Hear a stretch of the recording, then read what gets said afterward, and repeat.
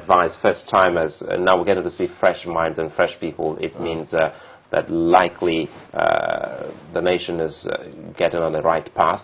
Now we're getting to see new faces, new voices, and new people coming into what once upon a time was termed as dirty. And one very significant point, she's a woman. Yeah. Well, a quick one here. PDP, FCT, we tried as much as possible to get through till even midnight, and we just couldn't get anyone to come forward. So perhaps if they're still there, you should let us in on who exactly should be speaking for you, People's Democratic Party, FCT, concerning the polls there. In other words, if they were a little more organized, they might have performed better. So perhaps they should shift those cry of rigging here and there, because she clearly did show that you can win. Well, let's get across to Dr. Okupe, Senior Special Assistant to the President on Public Affairs. Morning, and thank you for joining us.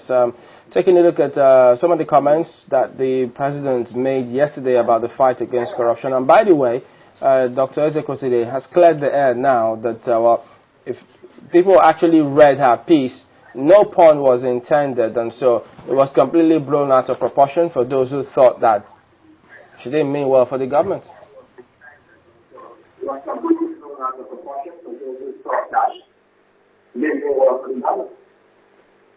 Chamberlain, good morning.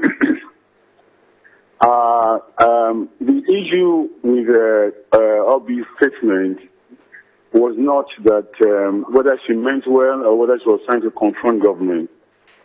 The problem we had with Obi and her $67 million challenge was the veracity of that statement. Is there any truth in it?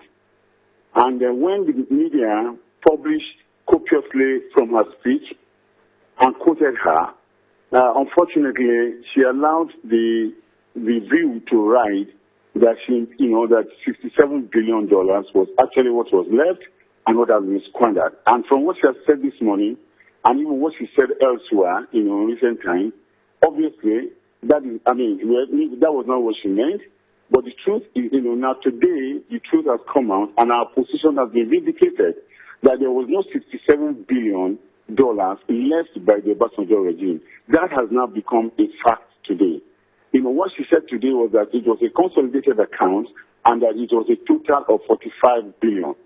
While that is not exactly 100% correct, because the actual amount was 43-point-something billion, but there's no issue about that.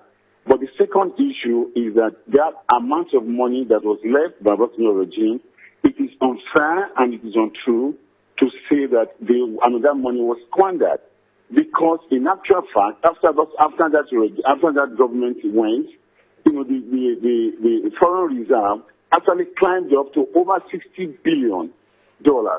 And later in later years, there were problems that government faced when Soludo was the CBN governor, and he had to use some of the reserves to shore up the currency, to shore up the naira. And there were so many other issues because, the Nigerian government could not get enough money to back the budget because, there was a major and sharp drop in our revenue from oil. Oil production went down to 700 barrels a day, as opposed to 2-point-something million barrels a day. So, we had to take money from the foreign reserve to maintain the budget, in that year. So it was not fair and it was not correct, and to say that that money was squandered. And that was what I really have expected my sister Obi to have said today. Because sometimes we all make mistakes, we all get carried away. But the honorable thing and what is really, for somebody of such a high, Obi is a sister of mine. I even go to her. My family and my children attend her husband's church. So, I don't have anything against her, but, what the truth is what we must stand by.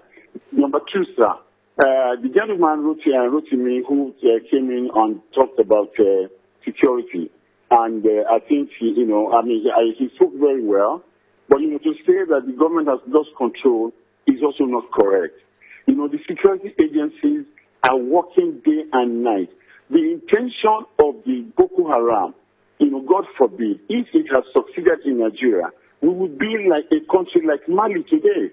But the fact that, our security agencies have been able to, to meet them, word for word, local government for local government in this country, it is to their credit. Insurgency anywhere and everywhere, go and check, it's a very difficult thing to contain, especially when the members are internal. So, this is not the time for us to despair. What has happened in Kano is a very terrible national tragedy. But these are the times that, we all should rally around as a citizen and as citizens of the same country under one leadership and, to try to encourage ourselves and encourage those who put their lives on the line to save our country. Now, if you look at what is going on now, to say that there's no effective reduction is also not correct. What we now find is that, the insurgents are hitting soft targets. Children, school teachers, a policewoman, changing her tire, a motor park. This was not what it was before. But, I believe, with what is going on and with what efforts governments are making, by the grace of God, the Nigerian government and the Nigerian people will prevail over this issue. All right, then, Dr. Okupe, thank you very much indeed for speaking with us today. Okay, then, let's see. We're supposed to take some comments coming through we're supposed to have some comments from readers so that we can use. Okay, we'll do that when we return. All right.